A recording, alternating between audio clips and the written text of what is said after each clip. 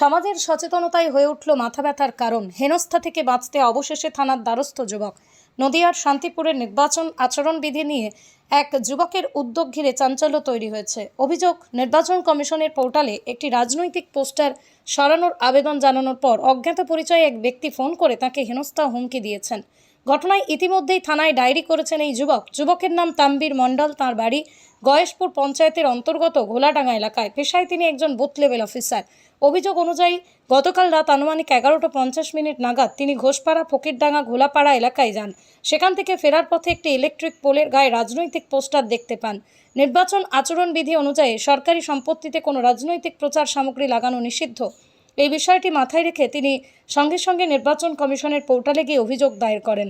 যুবকের দাবি, পোর্টালে অভিযোগ জানানোর সময় ছবি তোলার সঙ্গে সঙ্গেই স্বয়ংক্রিয়ভাবে লোকেশন, সময়, তারিখ যুক্ত হয়ে যায়। কিন্তু এরপরেই ঘটনার মোড় ঘুরে যায়। আজ দুপুরে একটা অজানা নম্বর থেকে ফোন আসে তাম্বিরের কাছে। ফোনের অপর প্রান্তে ব্যক্তি নিজেকে ইসিআই নেটওয়ার্কের সঙ্গে যুক্ত বলে পরিচয় দেন। প্রথমে তিনি তাম্বিরের কাছ থেকে ব্যক্তিগত তথ্য জানতে চান এবং নিশ্চিত হন যে তিনি একজন বিএলও। এরপরই অভিযোগ, ওই ব্যক্তি তাকে উদ্দেশ্য করে চড়াও হন এবং বলেন, একজন ভোটের কর্মী হয়ে আপনি ভুল তথ্য দিয়ে কেন অভিযোগ করছেন। অভিযোগ আরও গুরুতর হয়ে ওঠে যখন তাম্বির জানান ফোনের অপর প্রান্তের ব্যক্তি তাকে ওই স্থানে যেতে বলেন এবং দাবি করেন যে তিনি পুলিশ নিয়ে সেখানে অপেক্ষা করছেন। এমনকি অভিযোগের সত্যতা প্রমাণিত না হলে তাকে গ্রেপ্তারও করা হতে পারে বলে হুমকি দেওয়া হয়। এই ঘটনায় স্বাভাবিকভাবে আতঙ্কিত হয়ে পড়েন যুবক। তাম্বির জানান, এর আগে তিনি একাধিকবার এভাবে বেআইনি পোস্টার সরানোর জন্য অভিযোগ করেছেন। সাধারণত 10 থেকে 15 মিনিটের মধ্যেই ব্যবস্থা নেওয়া হয়েছে। সমস্ত ঘটনার পরিপ্রেক্ষিতে তাম্বির মণ্ডল শান্তিপুর থানায় একটি জেনারেল ডায়েরি করেছেন। সমস্যা বলতে দেখুন, কালকে রাত্রির 11:50 বাজে তখন আমি এক জায়গায় গিয়েছিলাম। ওখানে আসার সময় আমি একটা ইলেকট্রিসিটি পোলে একটা কোন লোকেশনের এলাকায়? এটা হচ্ছে ফকিরডাঙ্গা, ঘোলাপাড়া এলাকায়, ঘোষপাড়া, বাইচরা, গয়েশপুর পঞ্চায়েতের? না, গয়েশপুর পঞ্চায়েতের পাশে। আচ্ছা, ওখানে গিয়েছিলাম, তো একটা ইলেকট্রিসিটি পোলে ব্যানার দেখতে পেলাম। তো আপনার বাড়ি ওই চত্বরে? হ্যাঁ, এলাকার মধ্যেই, গয়েশপুর অঞ্চলে আমার বাড়ি। এলাকা আমার একটুখানি পাশেই। তো সেখানে আমি একটা সিভিজিল ইসিআই নেট থেকে আমি সিভিজিল রিপোর্ট করলাম। তো রিপোর্টটা করার পর 11:50 নাগাদ রিপোর্টটা করি। তারপরে 12:17 হ্যাঁ, রাত্রির 12:17 দিকে আপডেট আমি পেয়ে যাই যে ওখানে লেখা আছে যে স্ট্যাটাস, মানে ব্যানারটি রিমুভ হয়ে গেছে। এবং আমাকে রিপ্লেও করে যে এফপিএস টিম গিয়ে ওখান থেকে ব্যানারটা গিয়েছিল লোকেশনে এবং ব্যানারটা রিমুভ হয়ে গেছে এবং আমি যে কমপ্লেনটা করেছি সেটা কারেক্ট আছে। তো আজকে ওটা প্রবলেম সলভ হয়ে গেছে। তো আজকে দুপুরে আমার কাছে একটা কল আসে আননোন নাম্বার থেকে। তো তিনি বলেন, আমি ইসিআই নেট থেকে বলছি, আপনি কি ভিএলই কাজ করেন? আমি বলছি হ্যাঁ। তো বললো কোথা থেকে, কোন পঞ্চায়েত? আমি বললাম গয়েশপুর পঞ্চায়েত। আচ্ছা, বললো ভিএলই হয়ে আপনি কেন এভাবে ভুল করেছেন, ভুল ইনফরমেশন দিয়েছেন। তো আমরা এখন মাঝদিয়া লোকেশন, আপনি যে লোকেশনটা শেয়ার করেছেন সেটা মাঝদিয়া নবদ্বীপ, ওইখানে কোথায় মাঝদিয়া আছে সেখানকার এলাকা। তো আমি ওখানে যাইনি কোনো দিন, আর চিনিও না লোকেশনটা। আর রাত 11:50 সেখান থেকে আর ইসিআই নেটে লাইভ ক্যাপচার হয় ফটো। প্রথমে লোকেশনটা ক্যাপচার হয় লাইভ, তারপরে ফটো তোলা হয়। এরকম গ্যালারি থেকে কোনো আপলোড করার সুযোগ সুবিধা নেই। তো সেক্ষেত্রে লোকেশনটা ছিল একদম এক্স্যাক্টলি ওখানে যেখানে আমাদের বাইচার ওখানে করেছিলাম। এবার ইসিআই নেটে লোকেশনটা হয়ে গেছে আলাদা এবং ব্যানারটি রিমুভও হয়ে গেছে। আমার বক্তব্য হচ্ছে, এই ফোনটা করা হয়েছিল কখন? আজকে? হ্যাঁ, ফোন করা হয়েছিল আজকে সকালে? হ্যাঁ, আজকে না, দুপুরে। এতক্ষণ কি মানে এরকম গ্যাপিং হয়ে থাকে? এই যে যেমন বলছেন 2 ঘন্টার মধ্যে চলে আসলো, ওরা নিয়ে চলে গেল।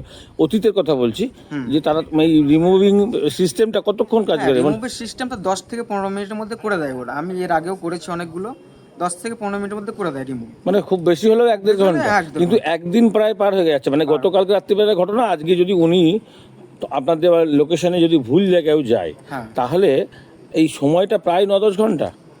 হ্যাঁ, প্রায় সময় 9-10 ঘন্টা হয়ে যাচ্ছে। 9-10 ঘন্টা পর আমাকে ফোন করে বলছে, আমি ইসিআই নেট থেকে বলছি এরকম। মানে এরকম তো হয় না, 9 ঘন্টা ধরে রিমুভ হয়নি, এরকম তো হয় না। না। আচ্ছা, তো আমি স্ট্যাটাস দেখছি, কারেকশন সঠিক আছে, একদম কারেক্ট আছে। তারপরে রিপ্লেও করেছে। এখানে আমি আপনাকে দেখিয়ে দিচ্ছি কি রিপ্লেটা করেছে। দেখুন, এখান থেকে এটা হচ্ছে রিপ্লে করেছে উঁচু করে একটু আমার সামনে। হ্যাঁ, রিপ্লে করেছে যে ডিসপোজড, অর্থাৎ এটা কেসটা রিমুভ সলভ হয়ে গেছে। এখানে রিপ্লে করেছে মাঝখানে ওইটা ফাঁকা রয়েছে পলিটিক্যাল পার্টি বলে। পলিটিক্যাল কোনো ব্যানার ছিল, যার জন্য আমি কোনো পলিটিক্যাল ভাবে জড়িত চাই না। এটা যে কোনো পলিটিক্যাল ব্যানার হতে পারে, কোনো পার্টির বিরুদ্ধে আমি যাচ্ছি না। একদম। FST team reach the location and remove the flag. FST অর্থাৎ first flying surveillance team, flying surveillance মানে টিম গেছিল গেছিল এবং ব্যানারটা রিমুভ করে দিয়েছে। এটা আমাকে স্ট্যাটাসটা দিয়ে দিয়েছে। কটার সময়? এটা রাত 12:17 দিকেই করে দিয়েছে। তার মানে 1-1.5 ঘন্টার মধ্যে রিমুভ হয়ে গেছে। তারপরে এই বিষয়টা নিয়ে আবার কেন দুপুরে আমাকে বলা হচ্ছে যে এই লোকেশনে আমরা গেছি, কোনো এই লোকেশনটা কোথায়? এই লোকেশনটা পড়ছে চর মাছদা। এই লোকেশনটা সিবিজির লোকেশনটা কিভাবে উঠেছে, কোনো টেকনিক্যাল গ্লিচ হতে পারে, ইসিআই নেটে কোনো ইরর হতে পারে, এটা হতে পারে। তো মানে এই লোকেশনটা আপনি কোনোভাবে কালকে আসতে পারে জাননি? না না, যে ওখান থেকে আপনি লাইভ লোকেশন পাঠাবেন? আমার লোকেশন হতে পারে এটা ফকিরডাঙ্গা গ্রাম পঞ্চায়েত। এক জায়গায় দাঁড়িয়ে আরেক জায়গায় লোকেশন পাঠানো যাবে না? না, পাঠানো যাবে না। এটা সরাসরি মোবাইল থেকে করা হয়। তো এটা টেকনিক্যাল গ্লিচ হতে পারে অথবা ইসিআই নেটের কোনো ফল্ট হতে পারে। তো এটা ব্লেম করছে আমার উপর। আমাকে বলছে যে এরকম ভুল ইনফরমেশন দিয়েছেন আপনি। এখন আমি এই লোকেশনে দাঁড়িয়ে আছি, কোথাও কোনো ব্যানার পাচ্ছি না। সেটা আজকে আমাকে দুপুরে বলছে, অর্থাৎ এই প্রায় 9-10 ঘন্টা বাদে। হ্যাঁ। তো পুলিশ টুলিশ নিয়ে আমি দাঁড়িয়ে আছি, আপনি এখানে আসুন, আপনি যদি ব্যানার না দেখাতে পারেন তো আপনাকে এখান থেকে তুলে নিয়ে যাব।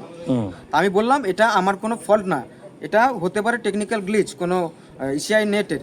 আমি তো ওখানে আর মাছ দেওয়া চিনি না, কোনো কিছুই চিনি না, ওখানে গিয়েও আমি এটা করিনি।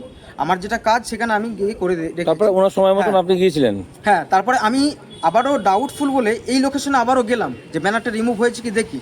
এই লোকেশনে গিয়ে দেখি ব্যানারটা হ্যাঁ সত্যি রিমুভ হয়ে গেছে এবং এখানেও রিপ্লাইটা সঠিক এসছে।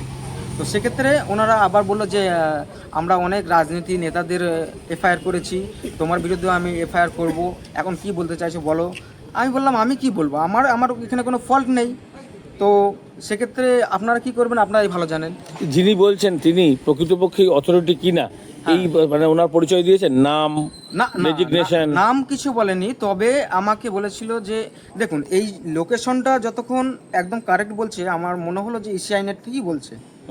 বললো আমি ইসিআই নেট থেকে বলছি। ইসিআই নিয়ে তো একজন সমাজসেবী হিসেবে আমিও তো ঢুকতে পারি। হ্যাঁ, আপনিও করতে পারেন এটা। তাহলে তো আমিও আপনারটা দেখতে পারি। হ্যাঁ, তাহলে সেইভাবেও তো সে ঢুকতে পারে।